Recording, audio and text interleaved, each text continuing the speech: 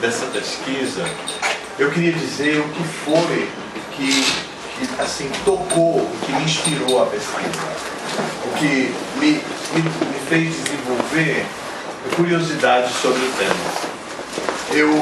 O Sri Ishopanishad foi publicado e a introdução ao Sri Ishopanishad foi feita na forma de uma conferência que Prabhupada deu em Londres, na Inglaterra, para uma comunidade mista de ingleses e de indianos. Então, eu vi que nos termos que Prabhupada usou, que a gravidade do tema apresentado por Prabhupada era como eu gostaria de receber o conhecimento. Assim, esse era o tipo de assunto, é a maneira que eu gostaria que Prabhupada me ensinasse as coisas. Mais ou menos assim. Então eu vou ler para vocês um pedaço, não é todo não, embora tudo seja até pequeno, mas eu vou ler um pedaço, que diz assim: Senhoras e senhores, isso foi no dia 6 de outubro de 1969. Muitos de vocês não tinham sequer nascido. Então, senhoras e senhores, o assunto de hoje versa sobre os ensinamentos dos Vedas. O que são os Vedas? A raiz verbal sânscrita de Veda pode ser interpretada de várias maneiras, mas o propósito é, finalmente, Veda significa conhecimento. Qualquer conhecimento que você aceite é Veda, porque os ensinamentos dos Vedas são o conhecimento original. No estado condicionado, nosso conhecimento está sujeito a muitas deficiências. A diferença entre a alma condicionada e uma alma liberada é que a alma condicionada tem 4 tipos de defeitos. O primeiro é que ela não pode deixar de cometer erros. Por exemplo, em nosso país, Mahatma Gandhi era considerado uma grande personalidade, mas cometeu muitos erros. Mesmo no fim de sua vida, ele não ouviu quando seu assistente o preveniu: Mahatma Gandhi, não vá à reunião em Nova Delhi. Tenho alguns amigos e ouvi dizer que há perigo. Mas ele insistiu em ir e foi assassinado. Até grandes personalidades como Mahatma Gandhi, presidente Kennedy, há tantos deles cometem erros. Errar é humano. Este é um defeito da alma condicionada. Outro defeito: iludir-se. Ilusão quer dizer aceitar algo que não é. Maya. Maya significa aquilo que não é. Todos estão aceitando o corpo como o eu. Se eu perguntar o que você é, você dirá: eu sou o senhor João, eu sou um homem rico, eu sou isto, eu sou aquilo.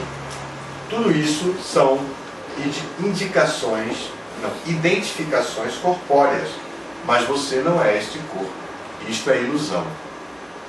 O terceiro defeito é a propensão para enganar. Todos estão propensos a enganar os outros, apesar de ser o tolo número 1. Apesar de ser o tolo número 1, uma pessoa faz pose de muito inteligente. Embora esteja em ilusão e cometa erros, como já foi evidenciado, ainda teoriza: eu acho que isso é isso e isso é aquilo. Mas ela nem mesmo conhece a sua própria posição. Escreve livros de filosofia, apesar de ser defeituosa. Esta é sua doença, isto é enganar. Finalmente, o quarto defeito: nossos sentidos são imperfeitos. Temos muito orgulho de nossos olhos. Frequentemente há quem desafie: você me pode mostrar Deus, mas você tem olhos para ver Deus? Você jamais o verá se não tiver os olhos. Se de repente a sala escurece, você nem consegue ver suas mãos. Então qual é o seu poder de visão? Não podemos, portanto, esperar conhecimento Veda com estes sentidos imperfeitos. como todas estas deficiências na vida condicionada, não podemos dar conhecimento perfeito a ninguém. Nem nós próprios somos perfeitos. Por isso, aceitamos os Vedas como eles são. Então, eu fiquei bastante interessado ao ouvir isso. Prabhupada continua falando dos Vedas. E talvez a gente leia durante a apresentação. Mas aqui já tem bastante assunto para falar. O Bhagavad Gita, aqui nós temos o Bhagavad Gita. O Bhagavad Gita, no 13º capítulo, que é considerado o Vedanta Sutra no Bhagavad Gita, porque trata dos mesmos temas apresentados no Vedanta Sutra. E o Vedanta Sutra, para quem ainda não tem muita experiência com a literatura, o Vedanta Sutra é o resumo mais especial de todos os Vedas. Anta significa fim último e Veda é conhecimento. Então, o Vedanta Sutra apresenta o summum bonum de todo o conhecimento védico, na forma de sutras, que é um estilo de literatura védica muito difícil de ser compreendido, porque as palavras são muito complexas, são muito escolhidas e muito reduzidos. O texto é pequeno, não tem muitas explicações, não tem exemplos, não tem analogias, não tem nada. O sutra é muito reduzido. Então, o Bhagavad Gita trata desse tema, que é o 13º capítulo, que fala sobre os sentidos, sobre o corpo, o kshetra, e fala como o kshetra é composto por sentidos para adquirir conhecimento, por sentidos que são funcionais, pelos órgãos dos sentidos e tudo mais. E aqui o Prabhupada acabou de dizer que os nossos sentidos são defeitos, né? Que é um dos defeitos da alma condicionada. Então, como nós podemos obter conhecimento válido? Epistemologia... Você tem aquela computador? Não. Tá? Epistemologia é uma palavra composta por duas outras palavras gregas. Episteme é como jnana em sânscrito, e mesmo como Veda, conhecimento. Então, episteme é conhecimento. E logia é o estudo. Então, é o estudo do conhecimento. Em português, na academia, a epistemologia também é estudada como teoria do conhecimento. Então, é muito estudado. Hoje em dia, é bastante estudado, porque é a maneira, é o recurso que a filosofia e a ciência têm para validar um conhecimento, para dizer se esse conhecimento é válido ou se não é válido. Então vejam como isso é importante para a gente, né? Porque a gente obtém o conhecimento no movimento Hare Krishna dentro de um ambiente cultural, onde a gente se associa com devotos do mesmo tempo, devotos um pouco mais antigos. Não temos devotos originais da Índia, que tenham vindo da Índia. Não temos devotos puros disponíveis a cada instante. Então nós convivemos e adquirimos um conhecimento sempre embalado com a nossa cultura. E essa cultura traz muitos mitos. Muitos mitos. Nós temos que admitir entre nós. Traz muitos mitos, traz muitas manias, traz muitas adaptações, que são como embalagens do conhecimento. E nós temos que tirar essas embalagens para chegar até o conhecimento. Então a epistemologia vem para definir o que é conhecimento válido e o que é o conhecimento. Naturalmente, com isso a gente entende que o que é um conhecimento adquirido pelos traços culturais, pela convivência, pela nossa prática, por nossas realizações humanas, por nosso desenvolvimento humano natural. Então, nós vamos tocando a vida e com mais sabedoria, se nós sabemos o que é o conhecimento válido. Por isso, essa palestra é bem diferente das palestras que Prabhupada costumava dar. E tanto é importante que eles usaram essa palestra como introdução a um livro cujo gênero, em termos de literatura, é a filosofia. Os Upanishads são responsáveis pela filosofia. Como existe os Upanishads têm os Puranas. E os Puranas trazem a filosofia aplicada às histórias da civilização védica. E o que é muito interessante também. E tem o Mahabharata, que é Itihasa, que é história retratada da história original da Índia. Então, tem muitos gêneros literários na literatura védica. Os Upanishads são conhecidos como os textos que apresentam a filosofia como ela é. Então, Prabhupada fez essa palestra e os devotos, muito apropriadamente, transcreveram a palestra e colocaram como sendo introdução ao livro. Então, o conhecimento precisa ser validado. O conhecimento tem que ser demonstrado, tem que ter um selo de aprovação de que é um conhecimento válido, para que a gente não receba um falso conhecimento, um traço simplesmente cultural, alguma coisa assim adaptada, não é? Que, embora tenha seu valor, precisa ser avaliado. Então, o que nós vamos estudar é uma introdução à epistemologia, e para isso, vamos passar o próximo. E para isso, nós vemos o que está no Vedanta Sutra e também no Bhagavad Gita, o que é dito como sentidos. Sentidos para adquirir conhecimento. É bem interessante. Nós, geralmente, diríamos sentido a visão, audição, olfato, paladar e tato.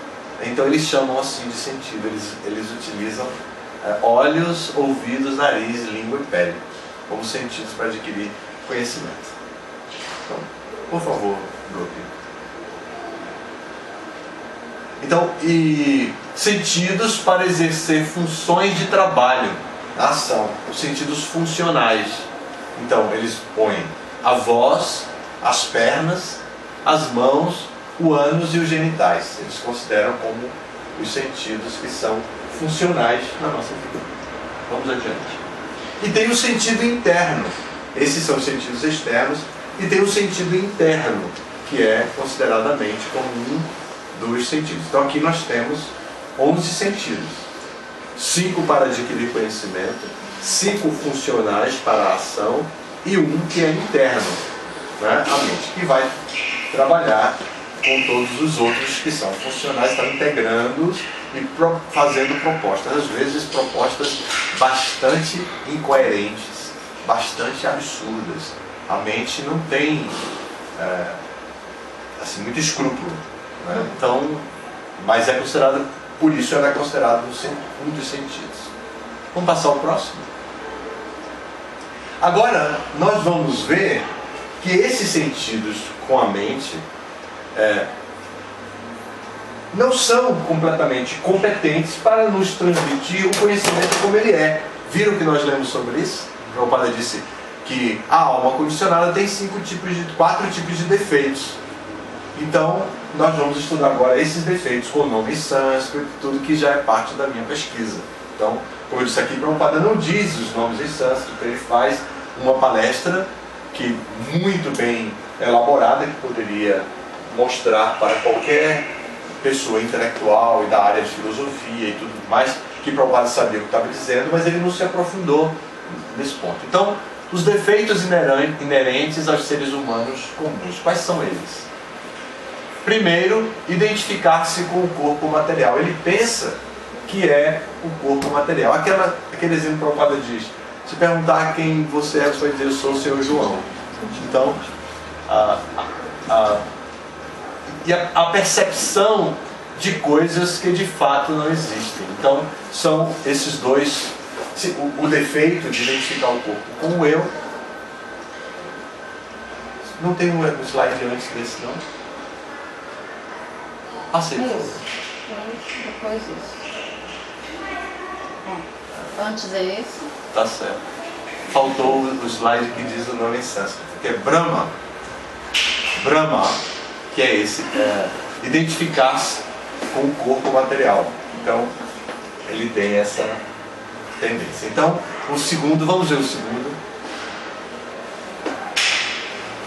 Então, o primeiro está, Brahma é iludir-se, tá? A Prabhupada dá o primeiro como cometer erros, mas a ordem não é tão significativa. No nosso trabalho eu coloquei o primeiro, é Brahma. É diferente, a palavra é B-H-R-A-M-A. Então quem está anotando pode anotar com BH, é diferente do Brahma, que é B-R-A-H, Brahma. Esse é B-H-R-A-M-A, é Brahma mesmo, é Brahma, né? Pequena diferença do sânscrito, mas o primeiro é Brahma, que é a tendência a iludir-se. Volta, por favor, Gopi. Então ele se ilude porque ele pensa que é um corpo material, se identifica com um corpo material e também percebe coisas que de fato não existem. Nós fazemos muitas brincadeiras com isso, até com as crianças e tudo, né? Então a gente vê a ilusão de ótica e tudo isso. Então os sentidos demonstram, não é? Mas a gente não consegue, mas a gente sabe que aquilo não é verídico. Porém, podemos, a tendência de nos iludir utilizando dos sentidos existe. Então, perceber coisas que de fato não existem. A gente passa num asfalto quente e vê quase labaredas saindo, né? O calor, a gente percebe aquilo com os sentidos. Então, no deserto, né, Maharaj? No deserto, a famosa imagem de água no deserto, do oásis, por causa justamente da sede. Então a pessoa chega a ver o que não existe, delírios, tudo isso. Então nossos sentidos não são perfeitos, confiáveis. Próximo. Pramada. Não, 2. A tendência a cometer erros. Então, nós temos a tendência a cometer erros. Por isso a gente fez o exercício dos nomes uns dos outros, para não correr o risco de chamar alguém pelo nome errado. Isso, em termos de etiqueta, é uma grande gafe. Claro que na intimidade a gente não considera, mas é uma grande gafe. Imagine uma pessoa vai apresentar outra para dar uma palestra e troca o nome, né? Já pensou? É uma gafe imperdoável. Uma gafe imperdoável. Eu tenho uma filha já adulta e ela foi se casar e o nome dela é Ananda. Então na hora que o padre foi realizar, então Amanda, aí ela, Amanda não, Ananda. Na hora corrigiu o padre. Por quê? Porque o marido ia dizer que ia casar, que ia aceitar a Amanda. E ela não queria isso, ela queria que aceitasse a Ananda. Depois ela me disse isso, eu falei, puxa, mas você filha, todo mundo escutou, você podia ter falado com o padre.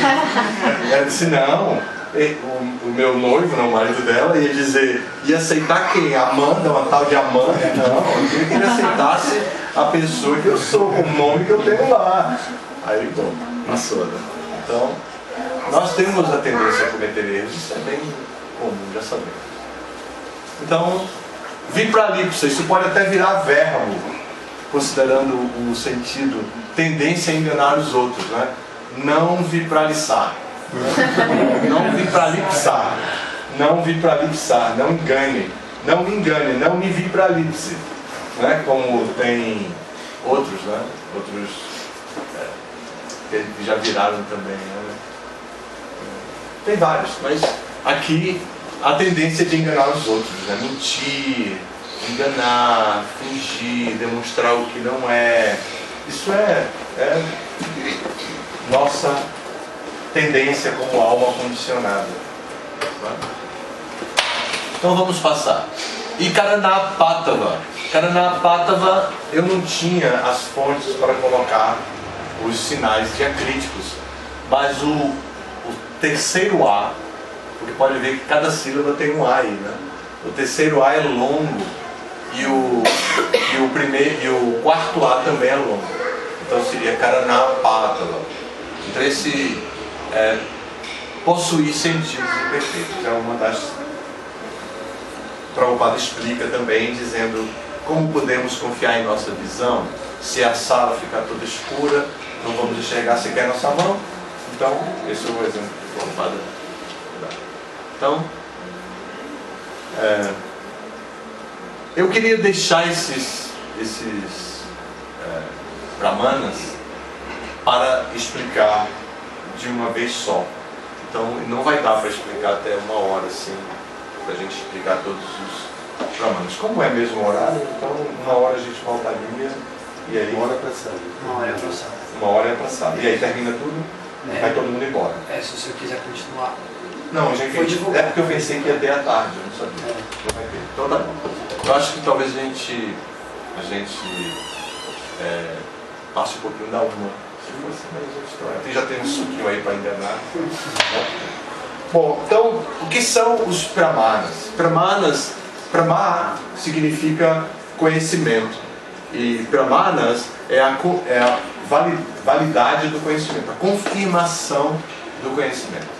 Então, aqui o segundo A é longo, brahmanas. Então, em geral, os Vedas apresentam 10 brahmanas. Agora vamos ver o que Prabhupada fala, como ele diz sobre isso, nessa mesma conferência.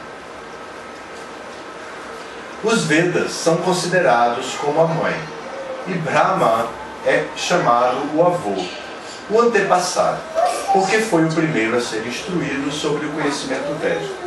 No princípio, a primeira criatura viva foi Brahma. Ele recebeu este conhecimento védico, transmitindo a Narada e os outros discípulos e filhos, os quais também distribuíram-no a seus discípulos. Dessa maneira, o conhecimento védico vem até nós por sucessão discipular.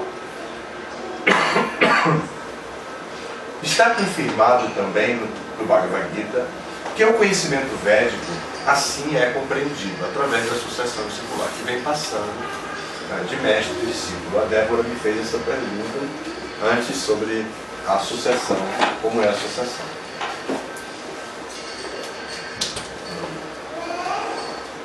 Está confirmado, fazendo um esforço experimental, você chegará à mesma conclusão. Mas, só para poupar tempo, você deve aceitar este conhecimento.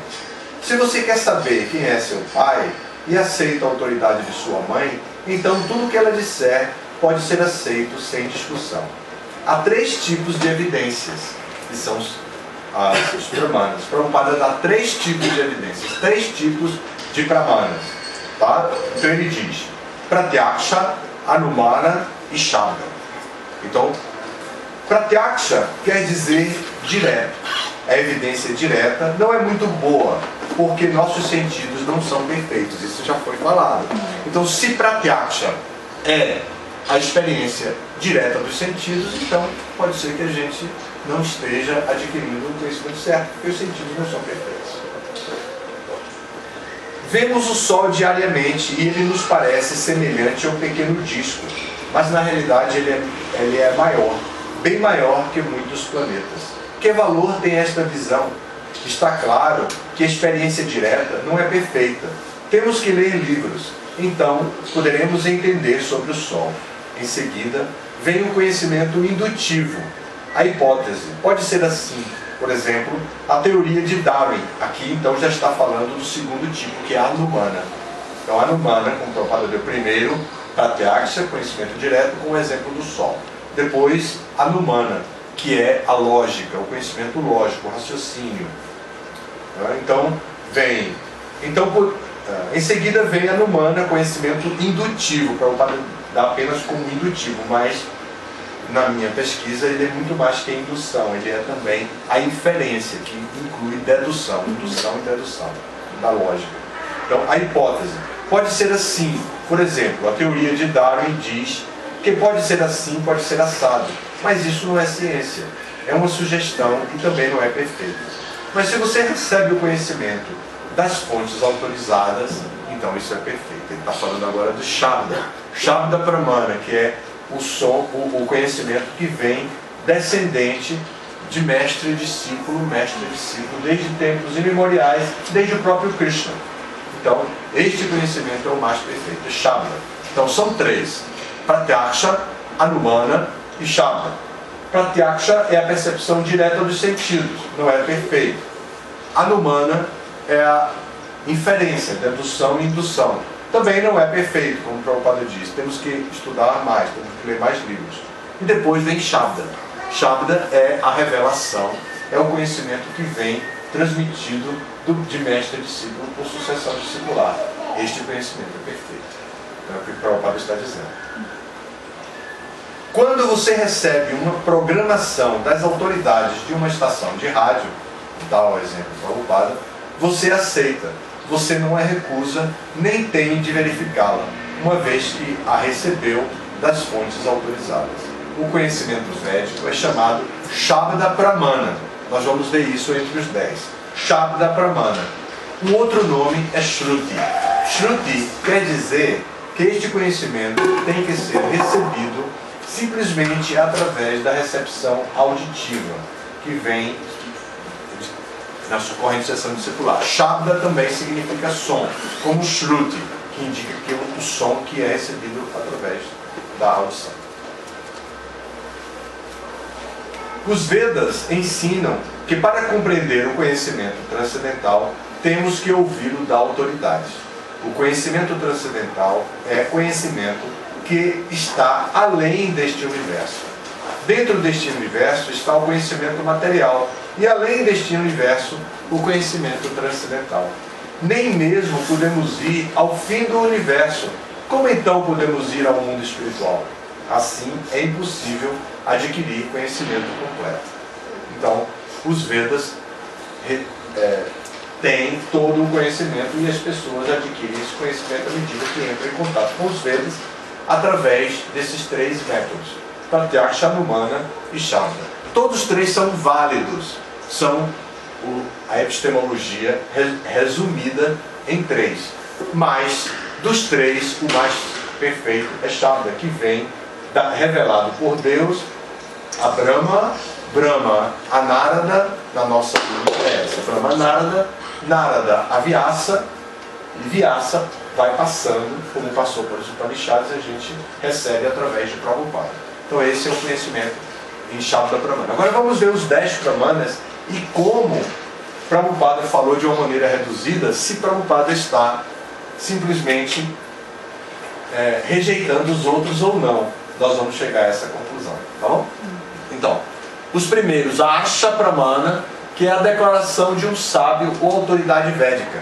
Então aí nós temos o Brahma Samhita, por exemplo.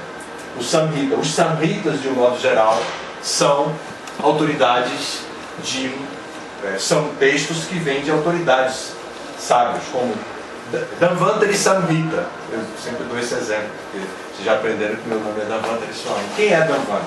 Uma encarnação de Krishna que trouxe o néctar da imortalidade, trouxe a ciência médica, trouxe o conhecimento acerca da saúde.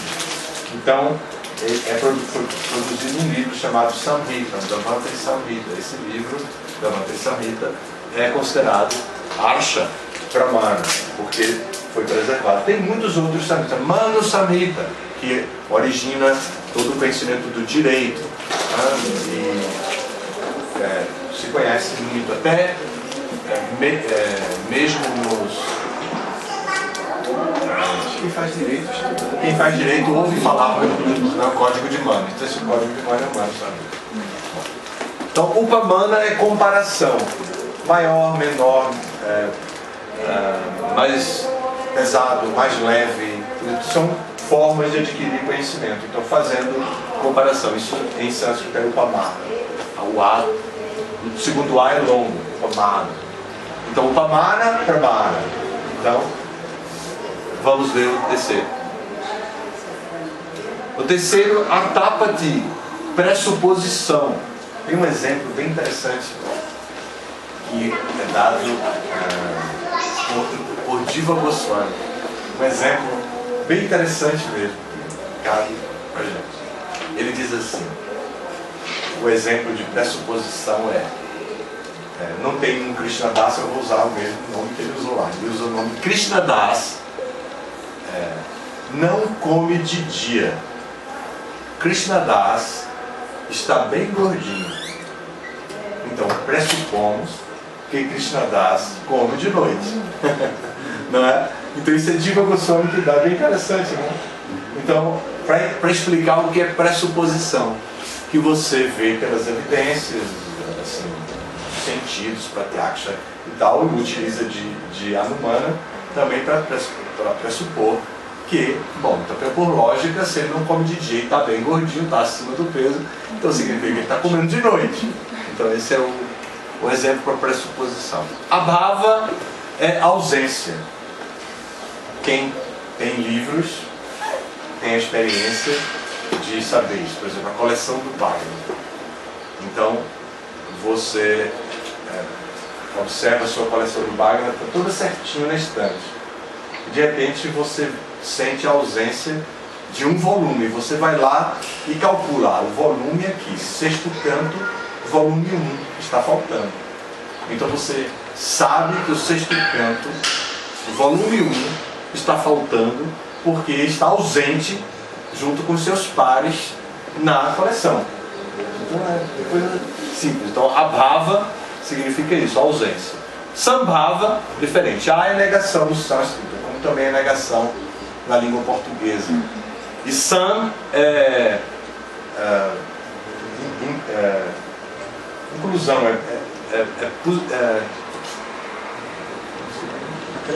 é um aditivo, né? Não é o contrário de ausência.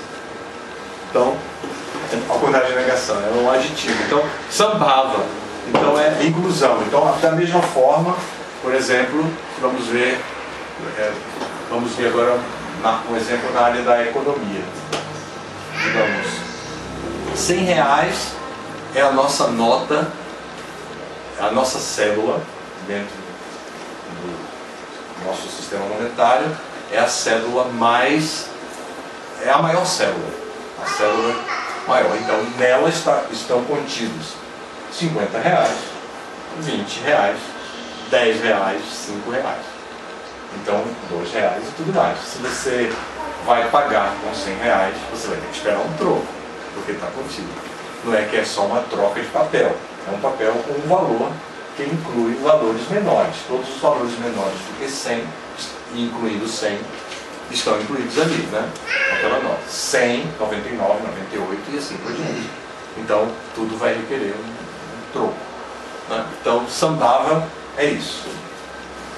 Aí vem Aitihya Pramana. Aitihya é a tradição. Isso está muito em voga hoje em dia, gente. A filosofia é muito interessante, porque a filosofia observa também os movimentos da sociedade humana. A filosofia não dá mole também para o ser humano, não. Então, Aitihya Pramana é a tradição. E hoje o conhecimento tradicional, o saber local, está sendo muito utilizado. Eu participei lá em Campina Grande, indiretamente, na formação de um curso de agroecologia da Universidade Estadual da Paraíba. O primeiro coordenador do curso, que estava montando o curso, veio falar comigo muito preocupado. Ele é um devoto e ele me disse: eu estou bastante preocupado porque os agricultores aqui no Nordeste são muito religiosos. Eles têm uma noção da religião muito vivenciado na prática. Eles rezam pedindo chuva, eles fazem promessa pedindo chuva, eles comemoram os dias dos santos que normalmente dão chuva. E então, agora a universidade está com vários campos, né, vários campi de apoio, e a ideia é incluir os agricultores. Mas os agricultores não vão seguir a ciência como ela é. Eles não vão renunciar ao seu conhecimento teórico. A universidade já está convencida dos saberes que eles têm, que não são científicos, mas são saberes. Um deles é, por exemplo, a radiestesia, que eles localizam a água através de duas varetas, não sei como, colocadas, unidas, e as varetas com ímã, né? Pelo magnetismo, faz com que se movimente as varetas, e eles localizam a água. Então a universidade já está preparada para várias coisas, que ele diz, vai chover porque a perereca está cantando, então vai chover dentro dos próximos dias. Perereca é um tipo de sapinho. Sabe o que é um sapo? Frog. Então é um sapinho pequeno. Então a perereca típica, quando a perereca está chovendo, cantando, então é sinal de que vai chover nos próximos dias. Não tem erro. Não tem erro. Então a universidade já está, mas no que se refere à religião, a universidade é altamente preconceituosa. E a universidade não vai aceitar. O que é que eu faço? Aí eu disse na hora assim, cria um curso de ciência da religião, que já é aprovado em muitas universidades, até federais, e não tem aqui em Campina Grande, nem na federal, e você vai introduzir. Ele foi e colocou ciência da religião para amansar o coração dos cientistas, ficarem mais sensíveis à religião dos agricultores. Bom, aí é outra história. Ele foi para a universidade não queria aceitar de jeito nenhum, dizendo que não podia colocar no currículo de um curso de agroecologia ciência da religião, porque não fazia sentido.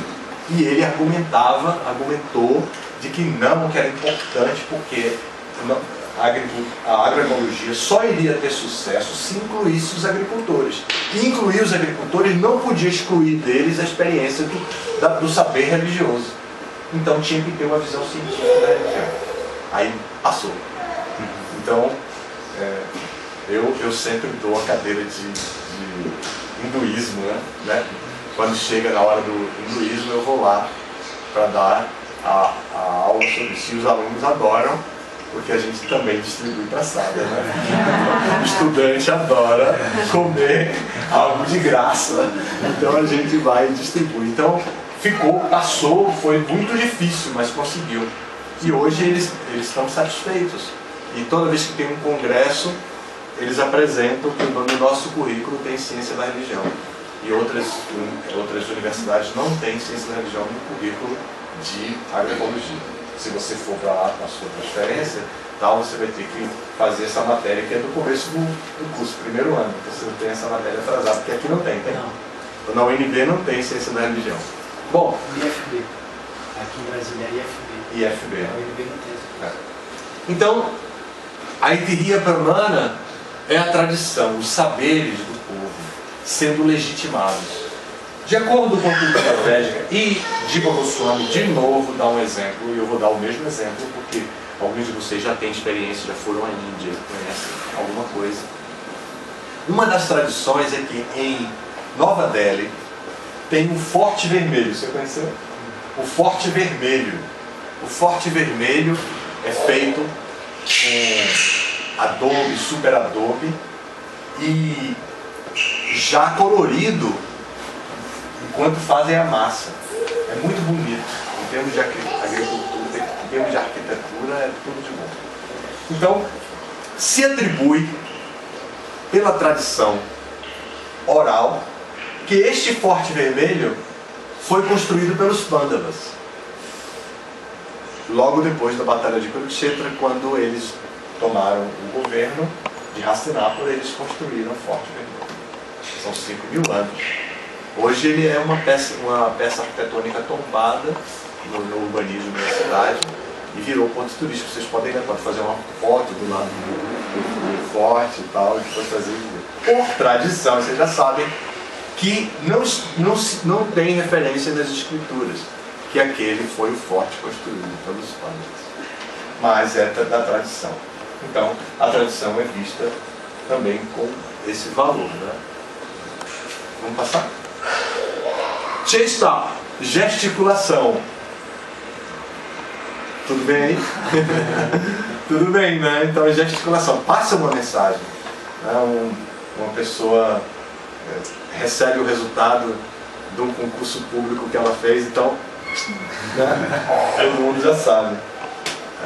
Agora o nosso movimento está estudando muito cuidar dos devotos. E eu trabalho com a educação no instituto, que tem 2 devotos que foram treinados assim, e capacitados cientificamente para cuidar dos devotos, para tudo mais, né? Eu não fiz essa capacitação, então, técnica. Eles foram para a Índia, estudaram, se capacitaram e voltaram. Então toda vez que a gente vai fazer uma reunião, então eles levantam e dizem, por quê? Levantam o dedo. Porque, Gurudeva, de acordo com o curso de comunicação, de acordo com o curso de discípulos, de acordo com o curso não sei de quê, então nós precisamos utilizar de escuta empática ou não sei o quê. Aí toda hora eu sou pego por não ter feito o curso, né? Aí eu não tenho aquela linguagem, aquele conhecimento. Eu fui aprendendo, então eu criei um gesto com eles, e que é para dizer que nós temos que educar e manter o ashram e tudo em paz e amor, que a gente sempre falava, paz e amor, que a gente já sabe que também é assim, né? O símbolo de paz e amor. Mas aí eu introduzi o paz, amor e escuta empática, que é esse símbolo. Então quando eu faço assim para eles já sabem que ó, calma, tem que ir, né? Então vai mais devagar com os alunos, é paz, amor e escuta empática. Temos que ouvir o tal do aluno, porque às vezes eles me pegam nas reuniões, mas quando chega na prática eles esquecem um pouco da tal escuta empática. Então aí eu vou ter que cobrar, né? Então, paz, amor e escuta empática. Tem que ouvir com empatia o que é que o outro quer dizer, que é para criar o vínculo de cuidado e de proteção, né? De autoproteção, proteção mútua, né?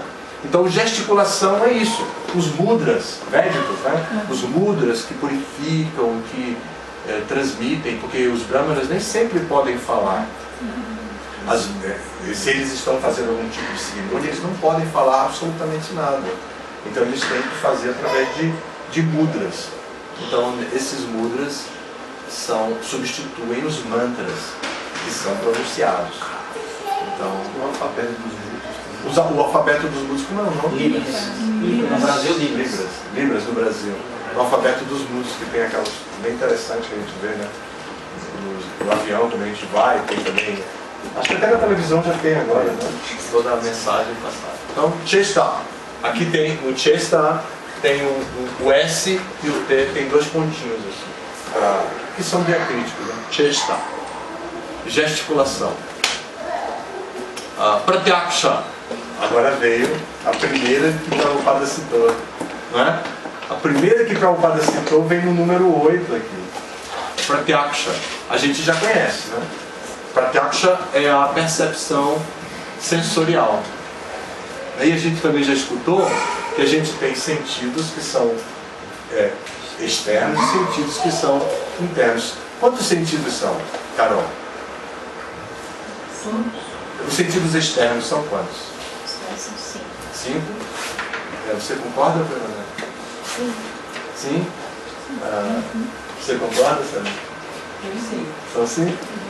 De acordo com o nosso curso, são 5? São quantos? Funcionais também. São 10. É verdade. Incluindo a mente, são 11. Tá? Essa é a maneira com que o Vedanta Sutra estuda. Então a gente está fazendo um estudo do Vedanta Sutra. Lembra que eu falei isso? Não é só para pegar, foi uma pegadinha mesmo. Eu peguei você, que é a mais tá? Quebrar a timidez. Então, os sentidos externos são aqueles 10, 5 funcionais, 5 para adquirir conhecimento. E o sentido interno, que é a mente. Então, Pratyaksha é a percepção sensorial que pode vir através do sentido interno, a famosa intuição, que a filosofia agora está arrependida de ter inibido, e que a mulher perdeu o sexto sentido, gente. Que o feminismo, como se estruturou de maneira tão selvagem, que fez com que a mulher perdesse a cooperação do homem em atividades muito básicas, e fez com que ela perdesse exatamente o sexto sentido, que é a intuição.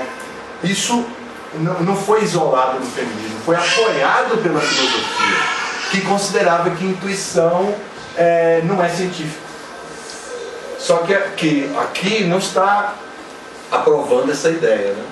Então, para a mulher recuperar o sexto sentido, ela precisa ter a cooperação do parceiro.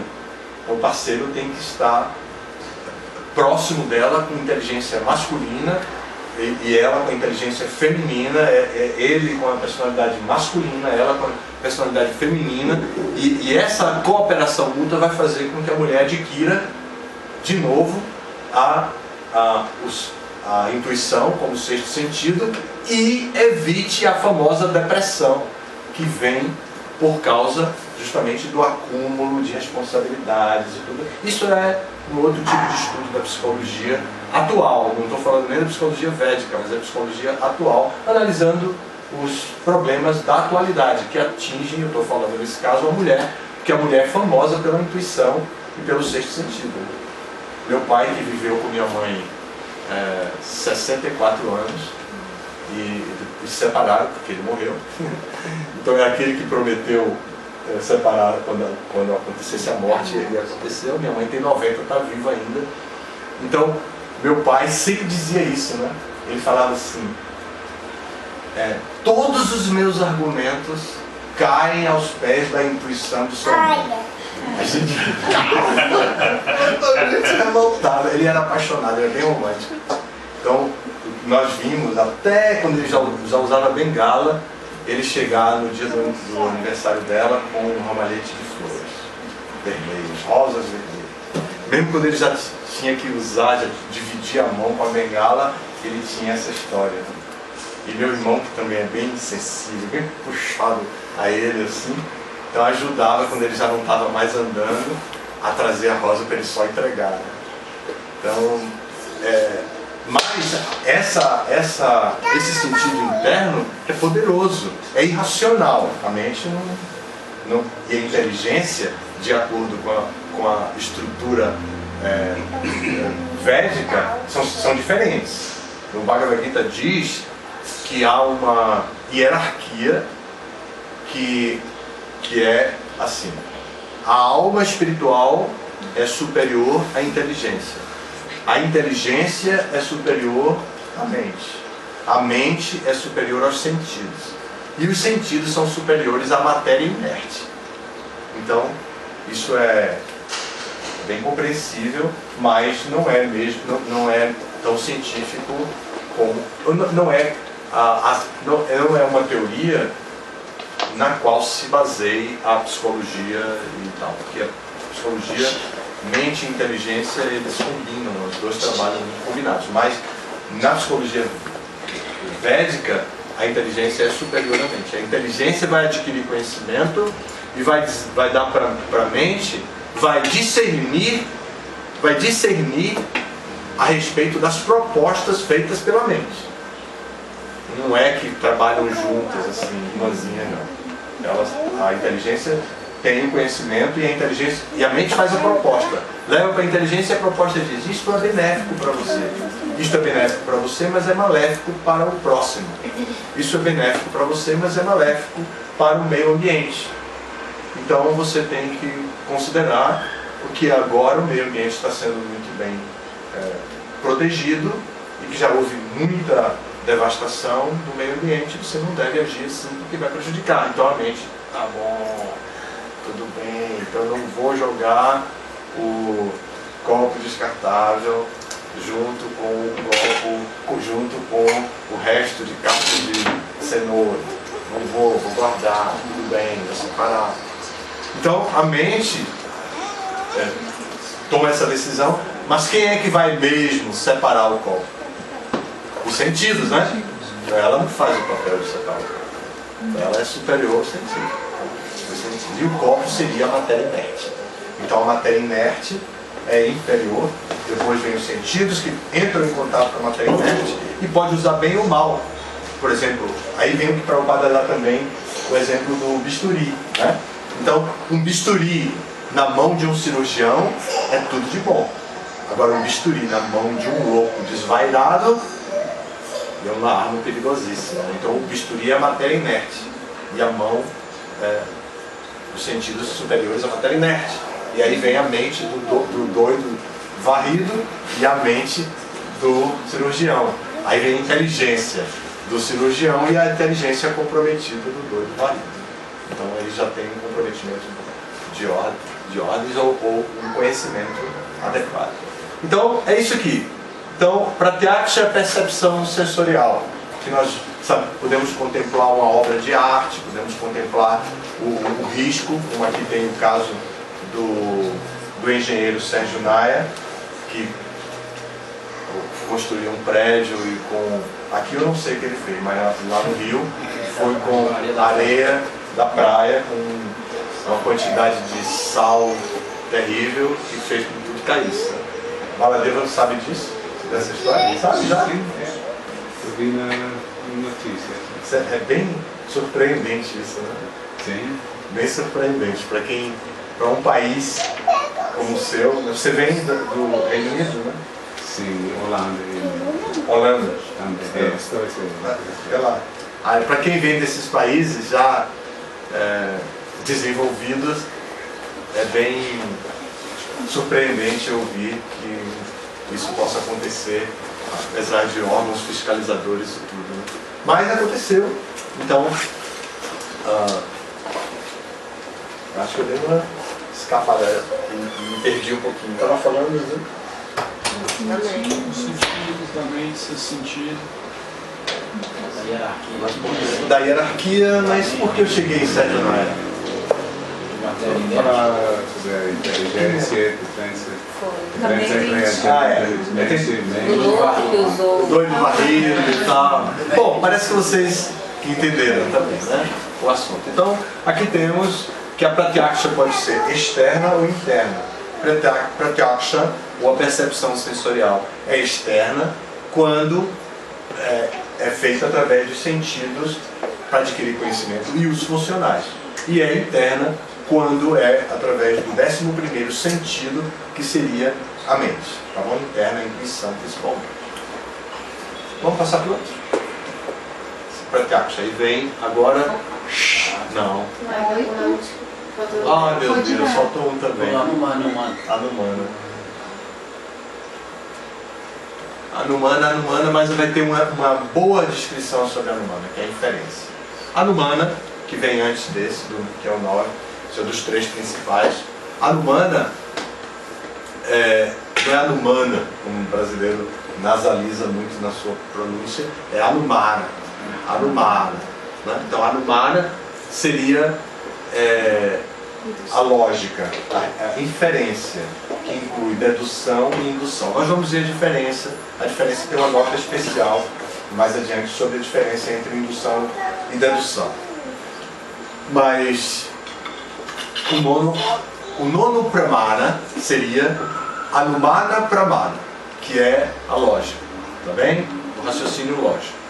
Tá? E aí vem o 10º, que é Shabda, revelação escritural. Revelação escritural, que a gente já falou quando eu disse dos 3 principais que o Prabhupada mesmo citou, que vem na sucessão discipular, o conhecimento que é dado originalmente por Deus, que é Apaurushaya. A palavra em sânscrita significa não tocada pelo Purusha. Purusha é o ser humano. Então, Apaurushaya significa que não foi tocada pelo ser humano. Ela foi revelada por Deus para Brahma, de Brahma para Narada, Narada para Vyasa, Vyasa aí espalhou com milhares de discípulos e chegou até a gente aqui, passando por Prabhupada. Então essas correntes de sucessão discipular.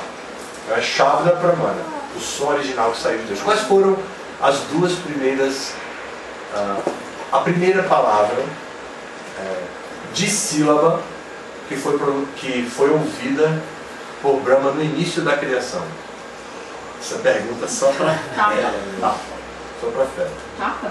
Olha aí, tá vendo? Tapa, que significa austeridade. Quando houve o começo da criação, o Senhor Brahma foi o primeiro ser criado. E ele foi criado na corola de uma flor de lótus.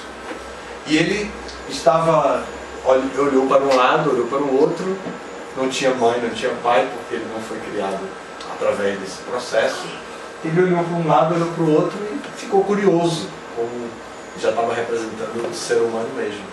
Então ele começou a caminhar e foi descendo pelo caule da flor de lótus. descendo então ele ouviu um som que era tapa, que significa austeridade, sugerindo que ele praticasse austeridade. Então ele retornou e ele senta em postura de lótus e aí ele vai se preparar fazendo austeridade para poder ouvir depois o conhecimento que o Bhagavatam Purana descreve, o Vedanta Sutra também. Tene Brahma Harida. Então ele recebeu no seu coração todo o conhecimento. Esse conhecimento ele passou depois para Narada Muni. E Narada Muni então passa o mesmo conhecimento para Vyasadeva. E assim vem descendo o conhecimento até hoje. No Bhagavad Gita vocês vão encontrar, creio,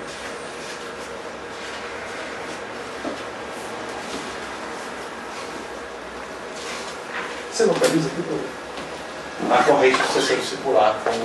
Então, Shabda Pramana é o mais importante. Lembra que Prabhupada descreveu os três?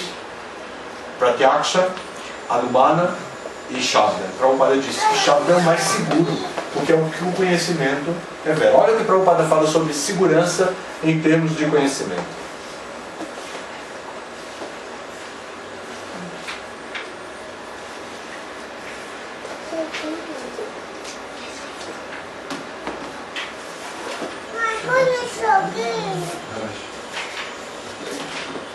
Então aqui tem a sucessão discipular, viu, Débora? Você que estava perguntando sobre isso nos dias atuais, aqui tem a sucessão discipular até a posição de Prabhupada, no número 32. Então vem Krishna para Brahma, Brahma para Narada, Narada para Vyasa, Vyasa para Madhvacharya, Madhvacharya para Padmanabha, Narihari, depois outro Madhava, Akshobhya, Jayatirtha, Gyanasindhu, e aí vai descendo até agora. Tá? Então isso é o que se diz como sucessão discipular. Tá bom? E então aqui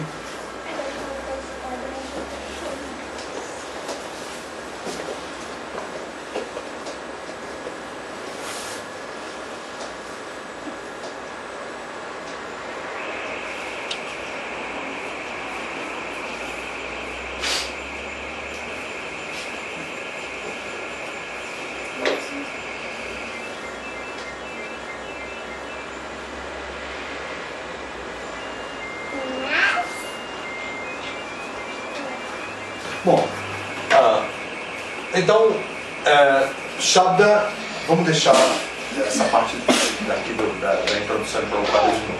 Então, Shabda é a revelação escritural. Prabhupada deu as 3 Pratyaksha, Anumana e Shabda. Nós já vimos agora as 10. E agora nós vamos ver por que Prabhupada fala só de 3, se são 10. Tá? Então, o que acontece é que, de acordo com Jiva Goswami, toda a literatura Vaishnava